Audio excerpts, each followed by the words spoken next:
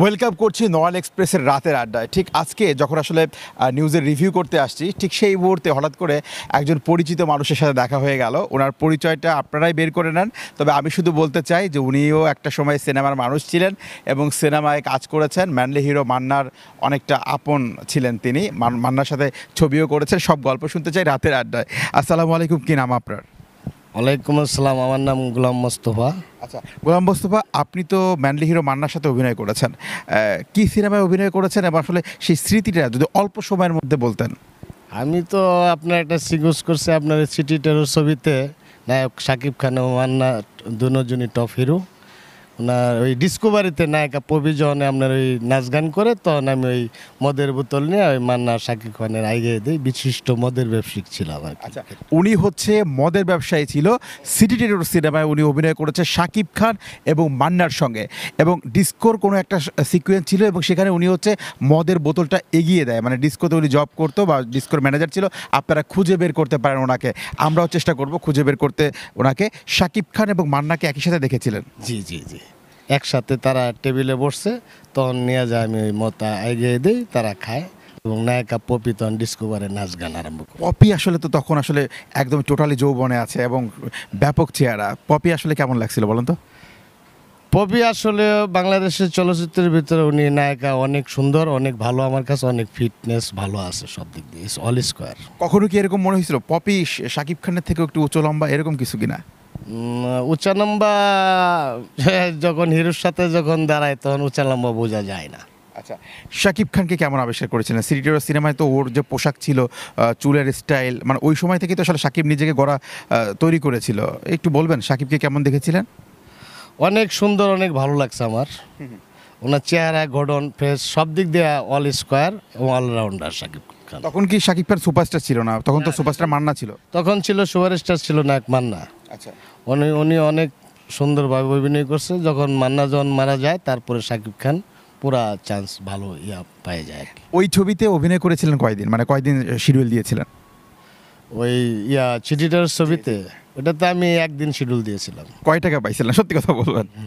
আমি জানি আপনি সত্যি কথা বলেন, প্লিজ একটু বলেন। এটা তো আমি ছবিতে গেছি আমি আনন্দ শখের উল্লাসের জন্য, আসলে তো টাকা পাওয়ার আশায় না। আমি তো পেশাদারি কাজ করি না, এবং যা মাঝে মাঝে গেছি আনন্দ উল্লাস পাইছি। আমি বাংলার বাগ ছবিতেও কাজ করছি রুবেল ভাইয়ের সাথে, ইলিয়াস কুবরা। আমরা সিটি টেরর সিনেমায় থাকবো। মান্না ভাইকে আসলে কেমন দেখলেন? শাকিব খানকে কি কোনো হেল্প করতো মান্না ভাই? অনেক হেল্প টেল্প করতো, অনেক সুন্দর ব্যবহার আচরণ সব দিক দিয়ে মান্না ভালো ছিল। আচ্ছা, কাকে বেশি ভালো লাগতো, কাকে বেশি, ওই দুইজনের মধ্যে শাকিব অথবা মান্না, মানে কাকে বেশি ভালো লাগতো? আমার সবচেয়ে বেশি শাকিব খানকে ভালো লাগে ওই সময়? হ্যাঁ, ওই সময়। আচ্ছা, আপনি কি ওই সময় বুঝতে পারছিলেন যে এই ছেলেটাই হয়তো সামনে মান্নাকে বিট করবে বা মান্নাকে বিট করে শাকিব খান সুপারস্টার হয়ে যাবে? মানে আপনার যেহেতু ভালো লাগছিল। হায়াত তো এটা হলো আল্লাহর হাত, আল্লাহ কারে কখন নেওয়া যায় এটা বলা যাবে না, কিন্তু শাকিব খানের গঠন, চেহারা, ফেসটা খুব সুন্দর, অনেক ভালো। আপনি বলতে চাচ্ছেন মান্না বেঁচে থাকলে হয়তো শাকিব খান সুপারস্টার নাও হতে পারতো? না, এটা দেরি হইতো, হয়তো মানে বয়স হয়ে গেলে আস্তে আস্তে হইতো। মান্নার প্রতি কি ভালোবাসা অনেক আপনার? হ্যাঁ, আছে মোটামুটি ভালো। আচ্ছা, একটু বলেন তো মান্না ব্যক্তি জীবনে কেমন? মানে শুটিংয়ের পর্দা বাদ দেন, সিটি টেরর সিনেমায় তো আপনারা ওই একই সেটে ছিলেন, মানে যখন ক্যামেরা একদম প্যাক আপ হয়ে গেল তখন আসলে কি মান্না আপনাদের সাথে কথা বলতো বা আপনারা গিয়ে ছবি তুলতে চাইলে সেই আবদারগুলো পূরণ করতো কিনা, মানে যদি একটু বলতেন।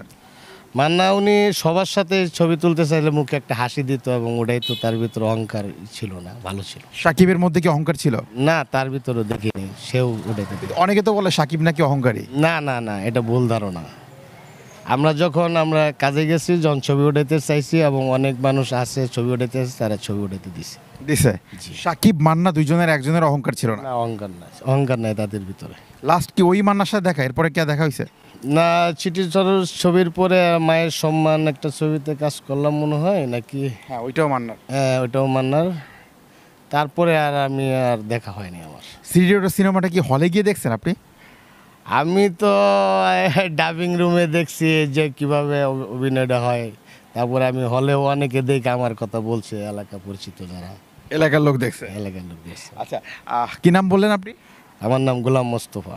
গোলাম মোস্তফা আমাদের পরিচিত একজন মানুষ। আসলে রাতের আড্ডায় ওনার সাথে আমার দেখা হয়ে গেল, চিন্তা করলাম যে একটা স্পেশাল ইন্টারভিউ করা যায় কিনা। আমার কাছে মনে হয়েছে যে স্পেশাল একটা ইন্টারভিউ আমরা পেয়েছি। যে তথ্যগুলো আমরা পেয়েছি সেটা হচ্ছে যে মান্না ভাই পর্দার বাইরেও ভালো মানুষ, শাকিব খান একদম সেম। আর উনি সিটিটারো সিনেমায় কাজ করেছেন, একটা সিকোয়েন্স আছে, সেটা হচ্ছে যে মান্না এবং শাকিব খানকে মদের বোতল সার্ভ করতো, আপনি এগিয়ে দিয়েছিলেন। জি জি। আপনারা একটু খুঁজে বার করেন, আমরাও খুঁজে বার করার চেষ্টা করছি মামাকে, গোলাম মুর্তজা মামাকে। এবং অবশ্যই একা অভিনন্দন, ভালো থাকবেন, সুস্থ থাকবেন, সুন্দর রাখবেন পাশের মানুষটাকে। আসসালামু আলাইকুম। আমরা বারবার বলেছিলাম নরাল এক্সপ্রেস থেকে আমরা আসলে এক্সক্লুসিভ কিছু করতে চাই। বাংলা সিনেমার প্রতি মানুষের ভালোবাসাটা হৃদয়ের অন্তঃস্থলে রয়েছে, অন্তঃস্থলে ছিল এবং অন্তঃস্থলে থাকবে। কারণ কি, এই যে সাধারণ মানুষ, এদের একটা মাত্র বিনোদন, একটা মাত্র সবচেয়ে বড় বিজ্ঞাপন, এবং এদের তথ্য, এদের নিজের মনকে কি বলে প্লিজ করার একটা মাত্র ওয়ে, সেটা হচ্ছে বিনোদন। এবং এই সাধারণ মানুষগুলো সিনেমাকে ভালোবাসতো। এবং তখন একটা সিনেমার টিকিট ছিল সোনার হরিণের মতো। যদি আপনি আপনার বন্ধুকে একটা টিকিট গিফট করতেন যে চল সিনেমা দেখে আসি, এটা যেন তার মনে একটা ঈদের আনন্দ দিয়ে আসতো। সেই দিনগুলো হয়তো ওনাদের চোখে মুখে এখনও ভাসে। সব কিছু ফেলে বাংলা চলচ্চিত্র আবারও এগিয়ে যাবে, সে সোনালী যুগকে ফিরে নিয়ে আসবে, সেই প্রত্যাশায় আরিয়ান সাকিব টেরো, নরাল এক্সপ্রেস।